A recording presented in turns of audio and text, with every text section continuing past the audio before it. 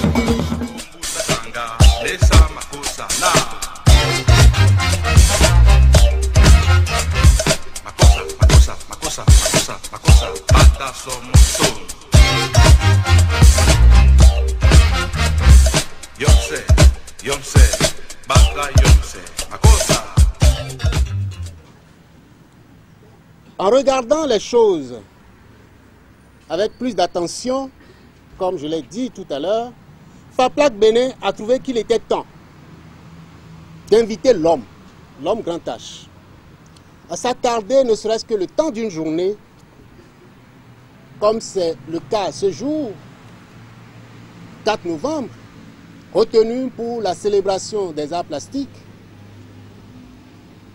pour méditer, magnifier et célébrer dans toute sa splendeur les possibilités et avantages qu'offre la création plastique, tant pour le bien-être que pour l'épanouissement de l'homme au quotidien.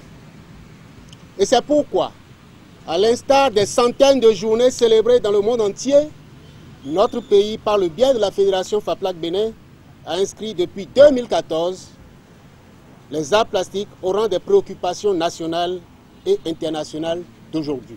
Le thème retenu pour la 5e célébration, donc la 5e journée internationale des arts plastiques, c'est bien plasticien et univers inconnu. À travers ce thème, un point d'honneur sera mis cette année sur la nécessité d'éveiller les artistes plasticiens à l'audace pour braver la peur de l'inconnu, à la transcendance des limites humaines pour porter le regard vers un ailleurs autre et authentique. La première partie de mon propos, c'est l'enjeu du 4 novembre. L'idée, partant du Bénin, c'était d'instaurer une date de commémoration de tout ce qui se fait en matière de création dans le secteur de l'art visuel. Et cette idée est portée par le Bénin, cette idée est portée par la FAPLAC. Et l'ambition à partir du 4 novembre, c'est de généraliser le concept du 4 novembre pour que dans tous les pays africains, nous puissions de façon unanime et collégiale célébrer la création visuelle un peu partout sur le continent. En dehors de ce que vous voyez aujourd'hui, il y a derrière un projet très ambitieux, un enjeu de diplomatie et de présence de notre force diplomatique dans le champ de la culture. Il est important de clarifier cet aspect-là pour que ce ne soit pas juste un concours, une célébration, une cinquantaine de personnes qui se rassemblent un 4 novembre sur la place du souvenir. Ça va au-delà de ça.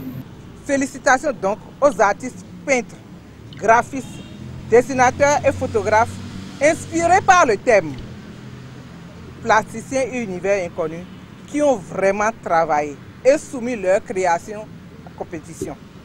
Troisième, Arototo Brice Maussi. Deuxième, Bewart José, le lauréat des lauréats. Le premier, il a pour nom Ahoy Métier, E.Verkis. Bravo lauréat de la GIAP 2018. Je vous remercie. Je suis tout ému, puisque dans la vague, il y a quand même de très bons artistes que je respecte qui ont participé. Je me suis vu vraiment étonné d'émerger du lot en tant que lauréat. Je suis vraiment content. Je suis vraiment ravie d'assister à ce genre d'événement parce que ça nous montre la richesse et la diversité de nos artistes béninois et aussi des artistes internationaux qui ont été invités. Ce genre de manifestation nous permet vraiment de mettre en valeur notre patrimoine. Ça, c'est un patrimoine culturel vivant qu'il faut promouvoir et présenter dès que l'occasion se présente.